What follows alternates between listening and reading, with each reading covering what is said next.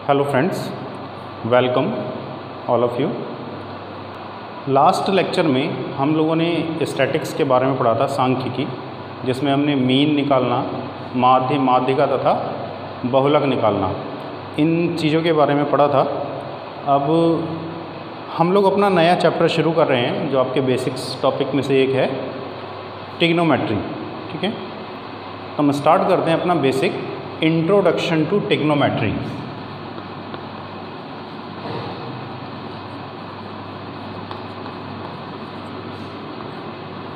या introduction of trigonometry.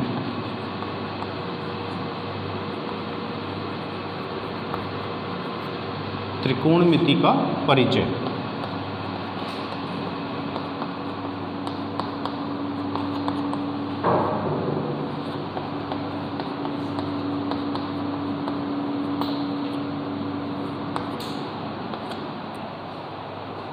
तो ये हमारा नया चैप्टर है, यानी कि हम ट्रिग्नोमेट्री स्टार्ट कर रहे हैं आज से। इंट्रोडक्शन टू ट्रिग्नोमेट्री, आप सभी लोगों ने अपना बेसिक्स 10th क्लास में ट्रिग्नोमेट्री पढ़ा है, जिसमें आपने 6 फंक्शंस के बारे में पढ़ा होगा, जिसके ऊपर पूरी ट्रिग्नोमेट्री बेस्ड है। ठीक है, त्रिकोणमिति का आधार वही 6 फलन है। ठीक है, वो फलन कौन कौन से होते हैं? सबसे पहला फंक्शन है साइन थीटा। ठीक है, इसको हम बोलते हैं, फुल फॉर्म में लिखते हैं, अगर इसको बोलें तो बोलते हैं साइन ऑफ एंगल थीटा। ठीक है, साइन को बेसिकली बहुत सारी जगह हिंदी में ज्या भी बोलते हैं, लेकिन हम लोग साइन ही यूज करेंगे। सेकंड फंक्शन है कॉस थीटा, जिसको फुल फॉर्म में लिखते हैं cosine of angle theta.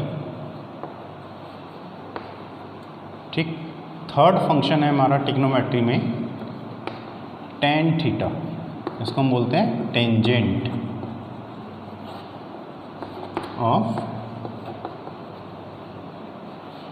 Angle theta. Fourth function है कॉट थीटा, जिसको हम बोलते हैं cotangent of angle theta. Fifth function है सेक थीटा। सेक थीटा को हम फुल फॉर्म में लिखते हैं सेकेंड ऑफ एंगल थीटा। और सिक्स्थ फंक्शन है cosec. Cosec theta, cosec theta को फुल फॉर्म में लिखते हैं कोसेकेंड ऑफ एंगल थीटा। अगर हम ट्रिग्नोमेट्री फंक्शंस को देखें, ठीक है, तो उस सारे फंक्शंस में एक एंगल जरूर आएगा। ठीक है, अगर हम सिर्फ लिख दें साइन, अगर सिर्फ साइन लिख दें कहीं पर, उसके साथ एंगल यूज़ ना करें, तो ये एक ट्रिग्नोमेट्रिक फंक्शन नहीं होगा। ठीक है, ये ट्रिग्नोमेट्रिक फंक्शन तभी हो सकते हैं जब इनके साथ क्या आ जाए, कोई एक एंगल आ जाए। ठीक, तो ट्रिग्नोमेट्री में हमारे पास ये 6 फंक्शन हैं, इन्हीं पर ही बेस्ड है हमारी पूरी ट्रिग्नोमेट्री। ठीक, अब हम बात करते हैं आगे इन जो ट्रिग्नोमेट्रिक फंक्शन हैं, ठीक है, इनका रिलेशन ट्रायंगल की साइड्स के साथ कैसे होता है, यानी कि त्रिभुज की भुजाओं के साथ इन ट्रिग्नोमेट्री फंक्शन का क्या रिलेशन है। ठीक, तो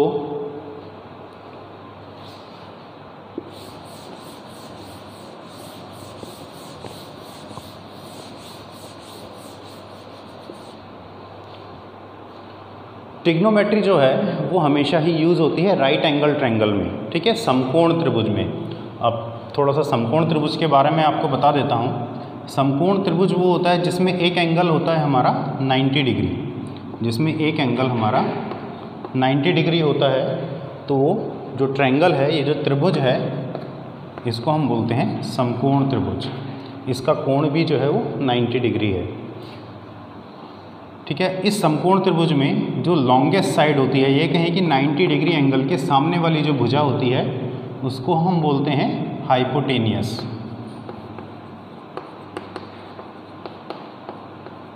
हिंदी में कर्ण। ठीक है, ये इस ट्रायंगल की क्या है, लॉन्गेस्ट साइड है, सबसे लंबी भुजा, या फिर हम ये भी कह सकते हैं 90 डिग्री जो एंगल बन रहा है उसके जस्ट अपोजिट साइड, उसके ठीक सामने वाली भुजा। अब बची ये दो साइड, ये और ये। ठीक है, इस भुजा को हम बेस बोल सकते हैं, यानी कि आधार। ठीक है, और इसको हम परपेंडिकुलर भी बोल सकते हैं,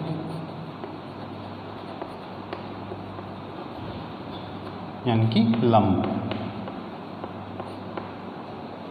इस वाली साइड को, अगर ये साइड हम बेस ले रहे हैं तो ये वाली साइड जो है वो हो जाएगी हमारा लंब। ठीक है, अगर ये बेस है तो ये परपेंडिकुलर। ठीक है, आधार यानी कि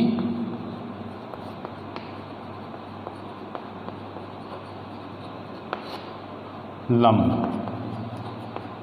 समझिएगा, अगर मैंने इस वाली भुजा को आधार लिया है तो ये तीसरी वाली भुजा हो जाएगी मेरी परपेंडिकुलर, लंब। अगर मैं इसको परपेंडिकुलर ले लूँ तो ये वाली साइड हो जाएगी, ये वाली जो साइड है उसको हम बोलेंगे बेस, आधार। ठीक है, तो ये कैसे डिसाइड करेंगे हम?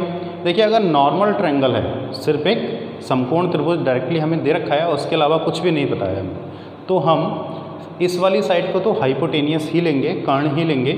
बाकी दो जो साइडें हैं उसको हम बेस या परपेंडिकुलर कुछ भी ले सकते हैं। अगर मैंने इसको परपेंडिकुलर लिया है तो ये बेस हो जाएगा, अगर इसको बेस लिया है, इसको आधार लिया माना है, तो ये वाली भुजा जो है मेरी हो जाएगी लंब। ठीक, लेकिन ट्रिग्नोमेट्री में आपको पता है हमेशा ट्रिग्नोमेट्री फंक्शन के साथ एक एंगल यूज़ हो रहा है। ठीक है, अब वो एंगल क्या ले सकते हैं आप, या तो ये वाला एंगल बचेगा इसमें या ये वाला एंगल। ठीक, अगर मैं ट्रिग्नोमेट्रिक फंक्शन में ये वाला एंगल लेता हूँ, ठीक है, तो ये वाली जो साइड है, ठीक है, वो हमेशा क्या होगी, बेस, आधार। ठीक है, यानी कि ट्रिग्नोमेट्रिक फंक्शन में जो हम एंगल लेंगे, ठीक है, और अगर ट्रायंगल के साथ रिलेट करें उसे, राइट एंगल ट्रायंगल के साथ, समकोण त्रिभुज के साथ, तो जो एंगल बनेगा वो हमेशा ही हाइपोटेनियस और बेस के बिटवीन बनेगा। अगर मैं ये एंगल लेता हूँ तो ये आधार हो जाएगा, अपने आप फिक्स हो गया, वो आधार ही है, और ये कर्ण तो है ही।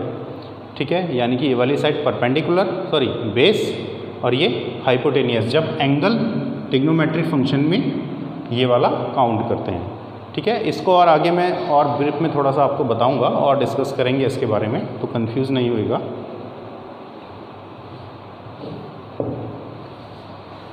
सो अब हम बात करते हैं ट्रिग्नोमेट्रिक जो फंक्शन है हमारे पास, 6 फंक्शन, ठीक है, उनका रिलेशन क्या है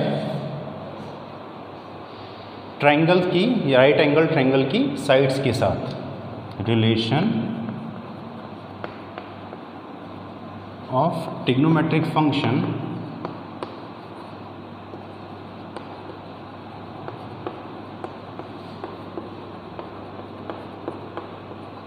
with the side of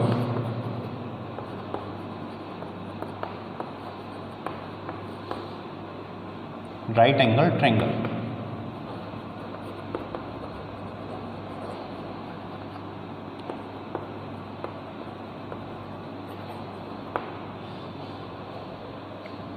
यानी कि समकोण त्रिभुज की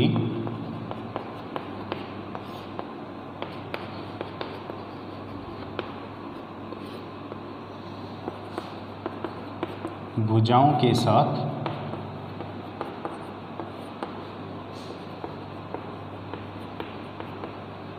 त्रिकोणमितीय फलनों का संबंध।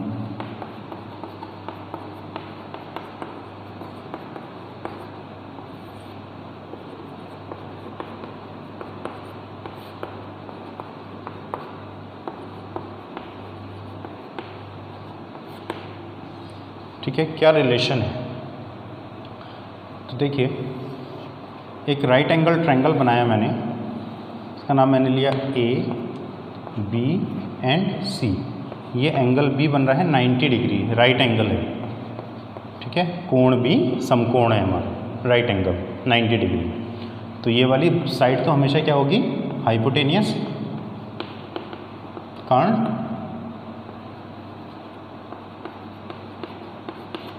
अब बाकी जो दो साइडें बची वो डिपेंड करेंगी एंगल के ऊपर। मैंने इस वाले एंगल को थीटा लिया, ठीक है।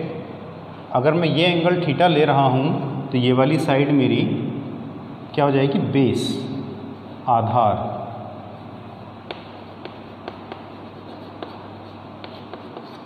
और ये साइड हो जाएगी परपेंडिकुलर।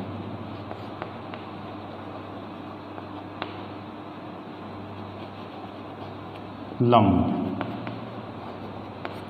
ठीक है।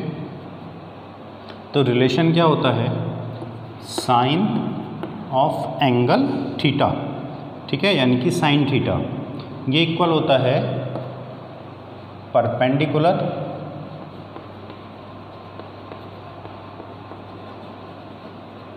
Upon hypotenuse.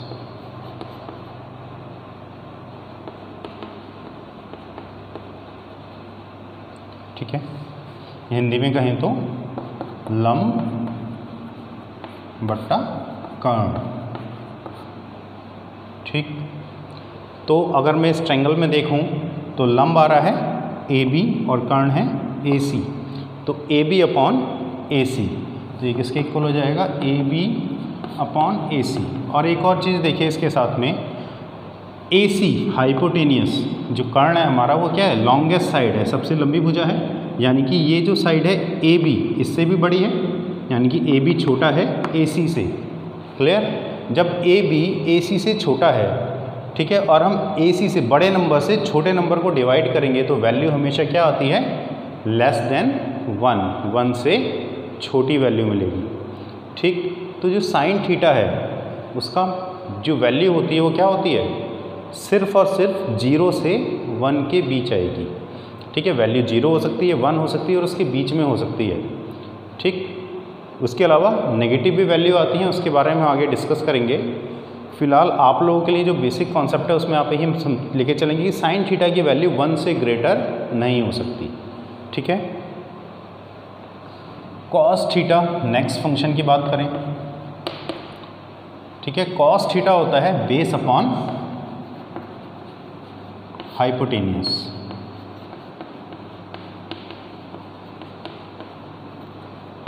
ठीक है। Cos theta base upon hypotenuse, आधार बट्टा कर्ण। तो हम देखें इधर आधार है हमारे पास बी सी और कर्ण है ए सी, ये किसके इक्वल हो जाएगा, बी सी अपॉन ए सी। यहाँ पर भी क्लियर है कि ये जो वैल्यू है बी सी जो लंबाई है भुजा की वो ए सी से कैसी होगी, छोटी होगी हमेशा, ठीक है, because A C is the longest side. तो जब हम ए सी से डिवाइड कर रहे हैं बी सी को, यानी कि बड़े नंबर से छोटे नंबर को डिवाइड करेंगे तो वैल्यू हमेशा क्या आएगी, 1 से कम आएगी। तो साइन थीटा और कॉस थीटा की जो वैल्यू होती है वो क्या होती है, लेस देन 1। अब टेन थीटा वो होता है परपेंडिकुलर अपॉन बेस,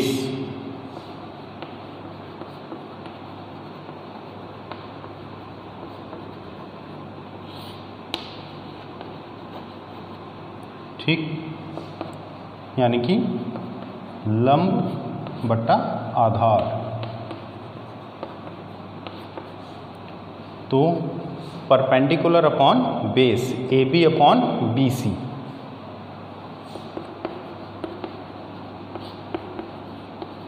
अब हम यहाँ पर ये श्योर नहीं कह सकते कि कौन सी साइड आपकी ग्रेटर होगी, ए बी ग्रेटर होगी या बी सी।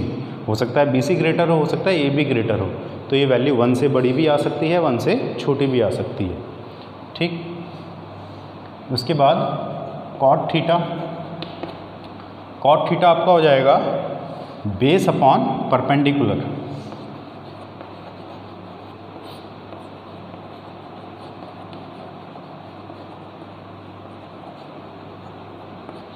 ठीक है, आधार बट्टा लंब। अगर हम एक तरह से देखें तो जस्ट अपोजिट हो रहा है किसका, टेन थीटा का। टेन थीटा है हमारे पास परपेंडिकुलर अपॉन बेस, यानी कि लंब बट्टा आधार, और कॉट है बेस अपॉन परपेंडिकुलर, ठीक है, जस्ट रेसिप्रोकल हो गया। तो आधार बट्टा लंब, यानी कि हम इसको यहीं से देख के लिखें तो क्या हो जाएगा, BC अपॉन AB। इसके बाद सेक थीटा, सेक थीटा हो जाएगा हमारा जस्ट अपोजिट होता है, रेसिप्रोकल होता है कॉस थीटा का, ठीक है। तो सेक थीटा की वैल्यू क्या आ जाएगी, हाइपोटेनियस अपॉन बेस।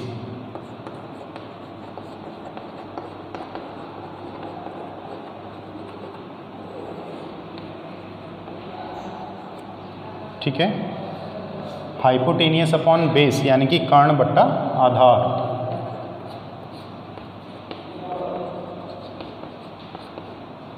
इसको हम लिख सकते हैं, कर्ण है हमारे पास AC और बेस है BC, AC अपॉन BC। और last function cosec theta, cosec theta की वैल्यू, ठीक है, वो होती है hypotenuse upon perpendicular, just sine का अपोजिट, हाइपोटेनियस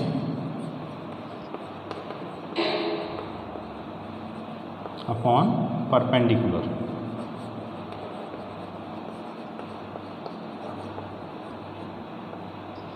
ठीक, hypotenuse upon perpendicular, AC upon AB।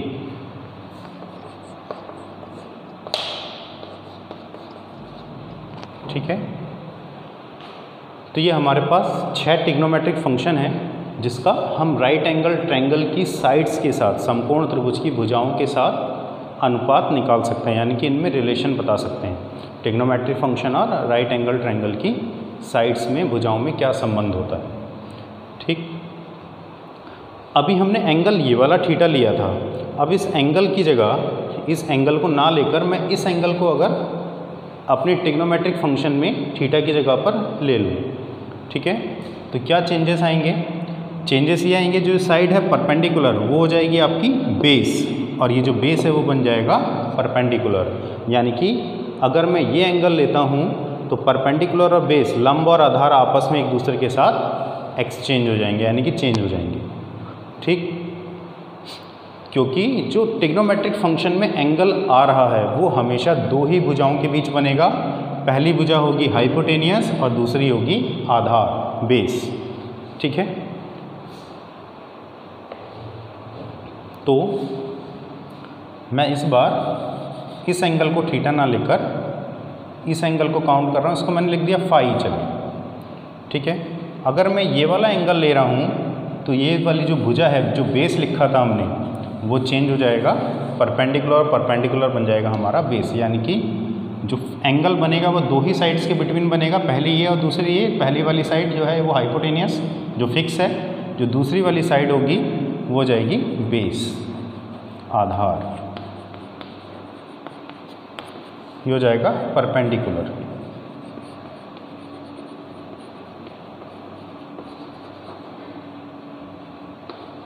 लंब। ठीक, तो अब मैंने सब जगह क्या करा, कुछ चेंजेस करे।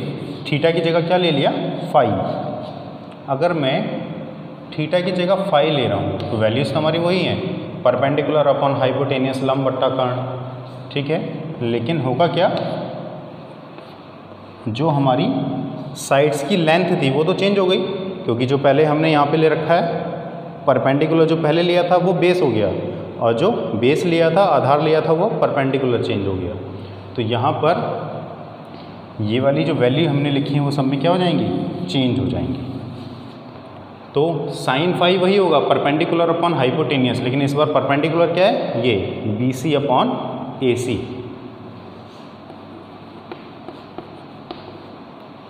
Cos phi base upon hypotenuse, आधार बट्टा कर्ण, आधार बट्टा कर्ण, AB upon AC।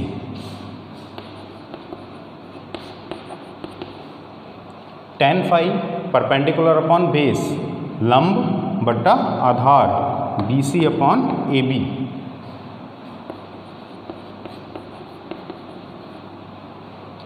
Cot phi होता है base upon perpendicular, base upon perpendicular, AB upon BC।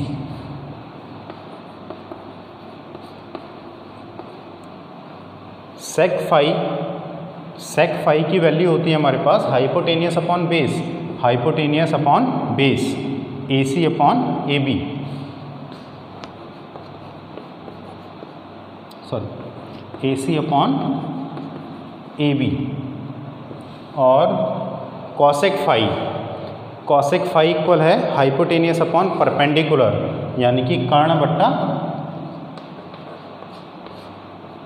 लंब।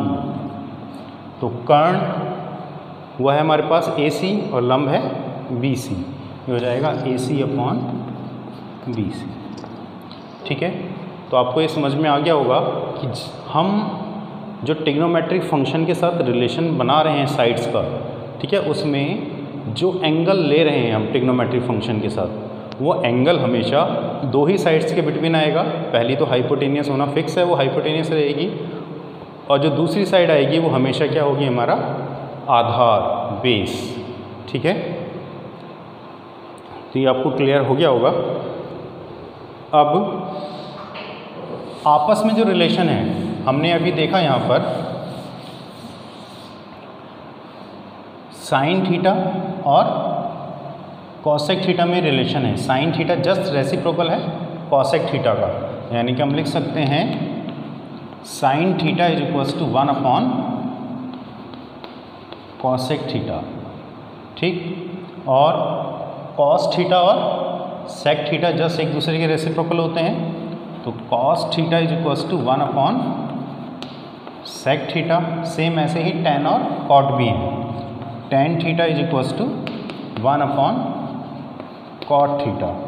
और अगर हम और आगे देखें, जो टेन थीटा है वो sign theta upon cos theta के भी इक्वल आएगा, क्योंकि जब इनको हम डिवाइड करेंगे तो यह आ जाएगा परपेंडिकुलर अपॉन बेस, जो किसके इक्वल है, टेन थीटा के। हाइपोटेनियस कैंसिल हो जाएगा, कर्ण से कर्ण अगर डिवाइड करेंगे तो कर्ण से कर्ण कैंसिल हो जाएगा, बचेगा लंब बट्टा आधार। ठीक है, तो टेन थीटा जो है वो sign theta upon cos theta के भी इक्वल होता है। ठीक, तो ये आपस में रिलेशन है ट्रिग्नोमेट्रिक फंक्शन में। हम ये भी लिख सकते हैं जब tan theta sine theta upon cos theta के इक्वल है तो कॉट थीटा कितना हो जाएगा, cot theta is equals to हो जाएगा cos theta upon sine theta. ठीक है, इसके बारे में हम और आगे डिस्कस करेंगे। ठीक है, ये जो रिलेशन आ रहे हैं, हम साइन थीटा का रिलेशन सारे ही फंक्शंस के साथ निकालेंगे अभी आगे और लेक्चर्स में अपने, कि साइन थीटा का रिलेशन कॉस के साथ क्या है, टेन के साथ क्या है, कॉट के साथ क्या है, सेक के साथ, कॉसेक के साथ, सभी के साथ इसका रिलेशन हम आगे डिस्कस करेंगे। और ऐसे ही बाकी सारे फंक्शंस का भी हम, एक फंक्शन का बाकी जो 5 फंक्शन बचे उनके साथ क्या रिलेशन आएगा उसके बारे में हम डिस्कस करेंगे। ठीक है, तो आज आप इसकी स्टडी करिएगा, और नेक्स्ट लेक्चर में हम इस टॉपिक से रिलेटेड जो ये रिलेशन है ट्रायंगल की साइड्स के साथ, इसके क्वेश्चंस को सॉल्व करेंगे। और ठीक है, बाकी और आप लोग अपना रिवीजन करिए, कुछ प्रैक्टिस करिए क्वेश्चंस की। ठीक है, अभी के लिए थैंक यू।